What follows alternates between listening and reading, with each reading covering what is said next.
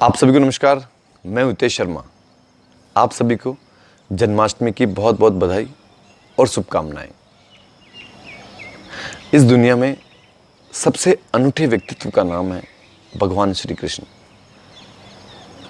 जिन्होंने हम सभी के लिए अवतार लिया,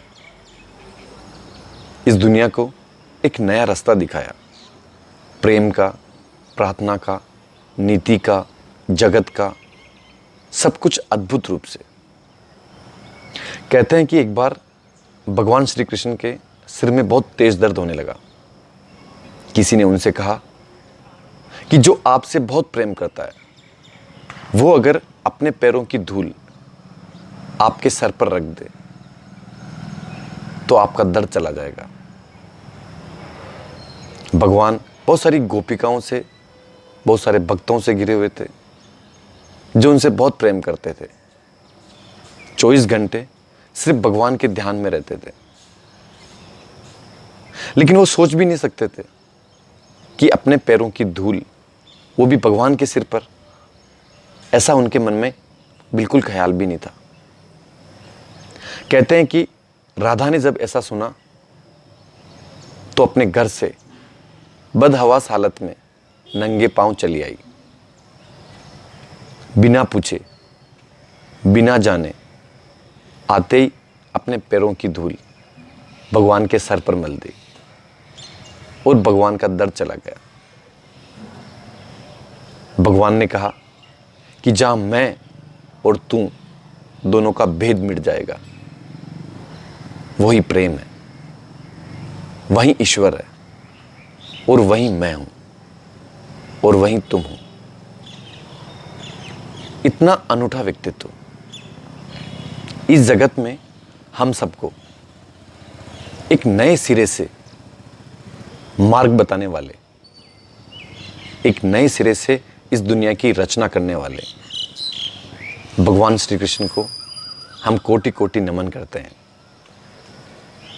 कहते हैं कि एक बार वृंदावन में स्वामी ललित मोहन जी अपनी संत सेवा के बाद प्रवेश द्वार के पास बैठे हुए थे और बार बार द्वार की तरफ देख रहे थे। एक संत ने उनसे पूछा कि आज सुबह से आप बहुत परेशान हो, किसी की राह तक रहे हो, कोई आने वाला है? उन्होंने कहा कि एक मुसलमान भक्त आने वाला है। मुझे स्वप्न में सुबह सुबह पता चला कि वो भगवान युगल किशोर जी को लेकर आ रहा है। मैं भगवान की राह तक रहा हूं। थोड़ी देर बाद एक आदमी अपने सिर पर एक घड़ा लेकर आया। उसने आते ही स्वामी जी से पूछा कि आप ही इसी आश्रम के स्वामी हैं? उन्होंने कहा हाँ। उसने अपने घड़े में से 2 मूर्तियां निकाली और स्वामी जी को अर्पण की। स्वामी जी ने उससे सारी बात पूछी। उसने कहा कि डीग में एक जगह खुदाई का काम चल रहा है, वहां पर मुझे एक घड़ा मिला। मुझे लगा इसमें स्वर्ण मुद्राएं होगी, जेवरात होंगे, तो मैंने इसको एक जगह छुपा दिया। रात को मुझे स्वप्न में इन्हीं प्रतिमाओं ने, जो उस घड़े में थी, उन्होंने आदेश दिया कि वृंदावन में एक तटीय स्थान पर जो आश्रम है वहां जाओ और वहां स्वामी जी के पास हमें छोड़कर आओ। मैं सुबह से अपने घर से चला हूं। इसमें ये जो मूर्तियां थी, इनका जो आदेश हुआ, इसके लिए मैं इन्हें आपके पास लेकर आया हूं। स्वामी जी ने कहा ठीक है। उसका खाली घड़ा उसे वापस दिया और कहा कि भगवान से मैं प्रार्थना करूंगा कि वो तुम्हारे सारे कष्ट दूर करेंगे और जो भी तुम्हारी मनोकामना होगी वो पूरी होगी। वो व्यक्ति वापस अपने घर की तरफ चला।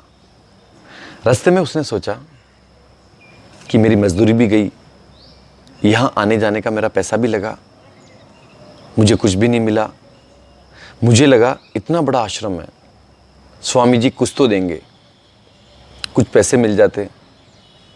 स्वर्ण मुद्राओं के आस में एक घड़ा मैंने छुपाया था, लेकिन कुछ मिला नहीं। जब वापस अपने घर गया तो रात हो चली थी। उसने एक कोने में अपना घड़ा रखा और बिना खाए पिए लेट गया।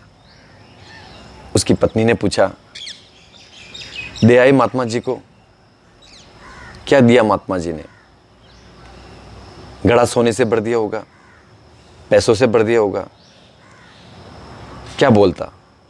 उसे लगा कि उसकी पत्नी उस पर व्यंग्य कर रही है, उसका मजाक उड़ा रही है कि यहां से इतनी दूर एक स्वप्न के कारण एक आश्रम में मूर्तियां देने गया जो भी उसके धर्म की नहीं थी।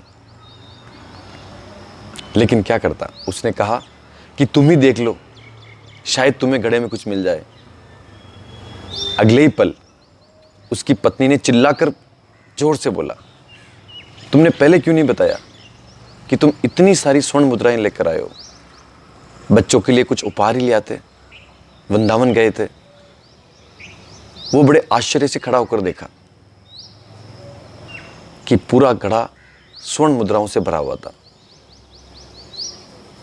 उसे समझ ही नहीं आया कि भगवान का धन्यवाद करे या उन स्वामी जी का धन्यवाद करे जिन्होंने इतनी सारी स्वर्ण मुद्राएं दी, लेकिन उन मुद्राओं का वजन वो आश्रम से अपने घर तक लेकर आए, ये भी उसे कष्ट नहीं दिया। कहते हैं कि उसके बाद वो भगवान श्री कृष्ण का भक्त हो गया। उसने अपना घर परिवार छोड़ दिया। ईश्वर की अद्भुत महिमा है। जब भी आप उनके प्रेम में आओगे, प्रेम में उतरोगे, तो अद्भुत परिणाम होंगे। लेकिन प्रेम जरूरी है, प्रार्थना जरूरी है। यह सोचकर नहीं कि कुछ मिलेगा। जब आप अपने आप आपके मन से, आपके हृदय से ईश्वर के लिए प्रेम उत्पन्न होगा तो आपको सब कुछ मिलेगा, पूरी दुनिया मिलेगी। अपने मन में, अपने हृदय में प्रेम और प्रार्थना जो लगातार चले। ध्यान करें, प्रार्थना करें और आप जो भी कर सकते हैं उसे शुरू करें। आपके जीवन में मूलभूत रूप से परिवर्तन होंगे। जैसा आप जीवन चाहते हैं, जो आप अपने जीवन से चाहते हैं, वो सब कुछ मिलेगा। आप सभी को जन्माष्टमी की बहुत बहुत बधाई और शुभकामनाएं। आपने मुझे प्रेम पूर्वक सुना, उसके लिए धन्यवाद।